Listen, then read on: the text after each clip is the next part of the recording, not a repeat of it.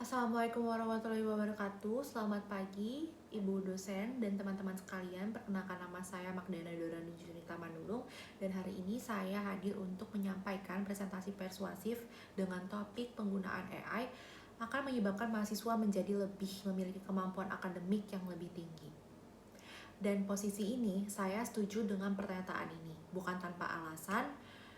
Saya akan membuktikan kepada Anda dengan argumen yang kuat dan data yang nyata mengapa AI itu bukanlah sebuah ancaman bagi dunia akademik, melainkan sebuah eskalator yang luar biasa. Agar presentasi ini lebih terarah, saya akan membawakan 4 bagian. Yang pertama itu saya akan menjelaskan definisi dari AI dan seberapa jauh penggunaannya di dunia pendidikan saat ini. Kedua, saya juga akan memberikan 4 argumen utama yang mendukung posisi saya. Dan yang ketiga, saya akan menyajikan data dan fakta dari penelitian global. Dan keempat, saya akan tutup dengan kesimpulan dan seruan nyata buat kita semua. Oke, sebelum itu saya ingin mengajak kita untuk menyatukan pemahaman kita terhadap AI. Apa itu AI? Jadi AI itu adalah sebuah kecerdasan buatan dari teknologi yang memungkinkan mesin untuk meniru kemampuan kognitif manusia, kemampuan belajar, memecahkan masalah, dan mengambil keputusan. Untuk membantu manusia itu bisa bekerja lebih cerdas. Bukan sekedar teknologi masa depan, AI itu udah ada di genggaman kita saat ini.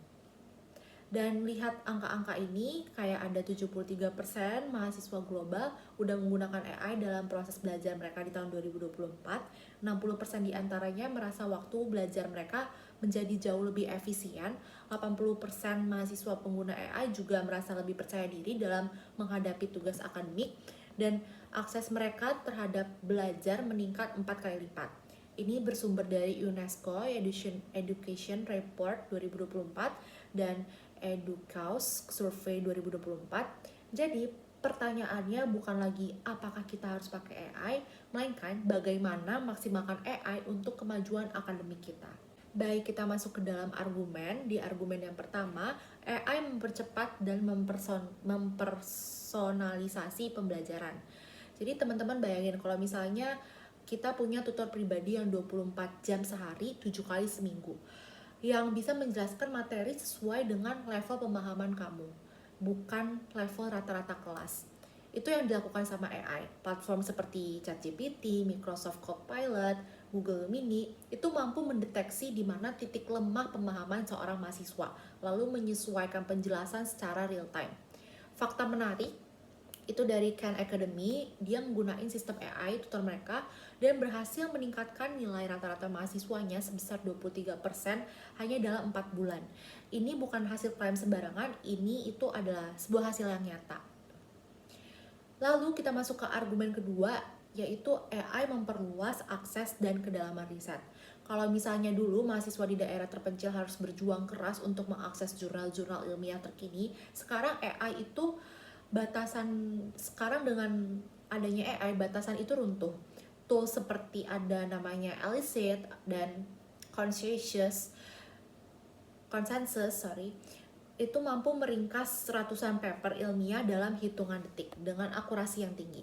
Artinya mahasiswa manapun, dimanapun ia berada, kini sekarang bisa mengakses pengetahuan setara universitas kelas dunia. Hasilnya, karya ilmiah mahasiswa pun meningkat karena basis riset mereka itu jauh lebih kuat. Lalu kita lanjut ke argumen ketiga, yaitu AI melatih kemampuan berpikir kritis dan analitis. Ada salah kaprah yang sering saya dengar, yaitu AI bikin mahasiswa malah berpikir. Justru sebaliknya. Ketika mahasiswa berdialog dengan AI, mengajukan pertanyaan, menguji asumsi, mencari perspektif yang berlawanan, mereka tuh justru sedang berlatih otaknya untuk berpikir lebih dalam. Proses iteratif bersama AI seperti merevisi, memperbaiki, mengevaluasi, itu yang membentuk kemampuan analitis. Karena dari data membuktikan, penelitian dari MIT tahun 2023 menunjukkan bahwa mahasiswa yang menggunakan AI untuk berdiskusi dan menganalisis kasus akademik memiliki performa 31% lebih baik dalam analisis kasus dibanding mahasiswa yang tidak menggunakannya. Argumen keempat itu ada AI mempersiapkan mahasiswa untuk dunia kerja digital. Ini mungkin argumen yang paling relevan buat generasi kita karena menurut World Economic Forum, 85% pekerjaan di tahun 2030 itu akan melibatkan kolaborasi dengan AI. Artinya mahasiswa yang hari ini gak belajar berkolaborasi dengan AI akan tertinggal dunia kerja. Kemampuannya seperti prompt engineering dan literasi AI kini udah menjadi kompetensi yang emang udah esensial. Universitas top dunia seperti MIT, Stanford, Oxford itu udah mengintegrasikan AI ke dalam kurikulum resmi mereka.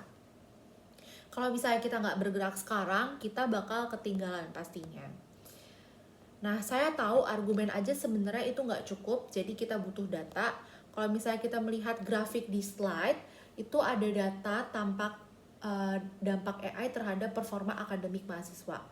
Poin pertama itu ada nilai ujian meningkat 23% dan kecepatan riset meningkat 58%, kualitas tulisan meningkat 41%, kepercayaan diri meningkat 37,1%, produktivitas akademik meningkat 52%. Dan 3 penelitian besar yang mendukung ini, yang pertama itu dari MIT tahun 2023 menyatakan bahwa mahasiswa pengguna AI menyelesaikan tugas 40% lebih cepat dengan kualitas lebih tinggi. Dari Stanford 2023 itu juga menyatakan AI tutoring meningkatkan pemahaman konsumen kompleks sebesar 35% dibanding metode konvensional. Dari McKinsey 2024 menyatakan bahwa literasi AI adalah skill nomor 1 yang paling dibutuhkan perusahaan dari fresh graduate hari ini. Data ini bukan opini, ini adalah fakta yang bisa kita pegang. Jadi teman-teman, saya izin untuk menyimpulkan, kita udah melihat bersama-sama nih bahwa AI yang pertama itu mempercepat dan mempersonalisasi cara mahasiswa belajar. Yang kedua, AI ini memperluas akses dan kedalaman riset yang bisa dilakukan. Yang ketiga, melatih berpikir kritis dan analitis yang lebih tajam. Dan yang keempat, mempersiapkan kita untuk dunia kerja yang semakin digital. Jadi AI ini bukan robot yang mengganti kecerdasan kita. AI ini adalah sebuah alat seperti kalkulator bagi seorang akuntan, seperti teleskop bagi seorang astronom. Yang membedakan mahasiswa yang berhasil dengan yang tertinggal di era ini bukan lagi soal tentang siapa yang paling rajin, tapi siapa yang paling cerdas memanfaatkan teknologi untuk tumbuh. Jadi mari kita jadikan AI sebagai mitra belajar cerdas kita, bukan karena ikut tren, tetapi karena kita ingin menjadi yang terbaik.